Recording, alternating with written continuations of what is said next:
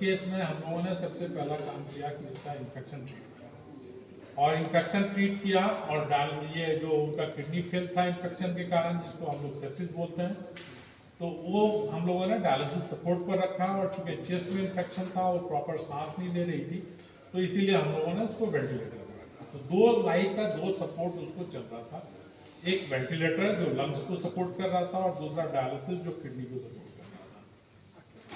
लगभग हमको लगता है 2 सप्ताह के बाद उसका किडनी रिकवर करना चालू कर गया और किडनी का कंप्लीट रिकवरी हो गया था पहले ही। उसको हम लोग उसको डिस्चार्ज किए 50 दिन के बाद, लेकिन कंप्लीट रिकवरी 1 महीना के अंदर ही किडनी का उसका हो गया था।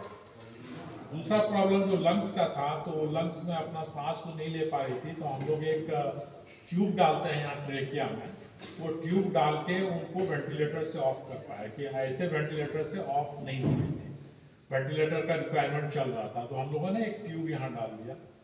तो दोनों लंग ऑर्गन उनका इम्प्रूव कर गया, लंग्स भी और किडनी भी।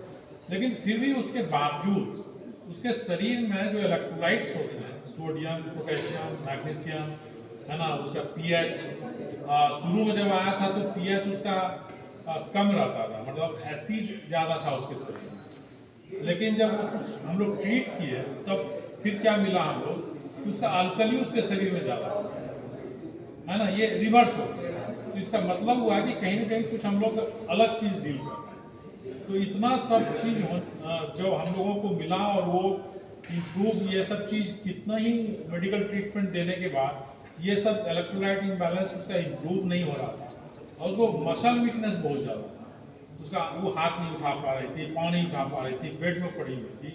तब हम लोगों ने पूरा लिटरेचर सर्वे किया और फिर पता चला कि ये एक रेयर किस्म का जेनेटिक डिसऑर्डर है इस लेडी को, और उस डिजीज का नाम है जिटरलेंसी। इसमें क्या होता है, किडनी में जो ट्यूब्यूल्स होते हैं, उस ट्यूब्यूल्स में खराबी होती है और वहाँ उसके कारण से उसका सोडियम, पोटेशियम वो घटते रहता है, उसको मेटाबॉलिक अल्कलोसिस, मतलब शरीर में अल्कली का मात्रा ज़्यादा रहता है और उसके पूरे शरीर में मसल का वीकनेस होता है। ये सारा सिम्टम उस डिजीज से मिलता था। फिर हम लोगों ने जिटलमैन सिंड्रोम के हिसाब से उसका ट्रीटमेंट चालू किया और ट्रीटमेंट चालू करने के 1 सप्ताह के अंदर बिना कुछ एडिशनल चीज़ दिए हुए उसका सारा जितना इलेक्ट्रोलाइट इम्बैलेंस था, उसके शरीर में जो अल्कली ज़्यादा था, सब ग्रेजुअली उसका इम्प्रूव कर गया। उसका ब्लड प्रेशर कम रहता था, वो भी इम्प्रूव कर गया।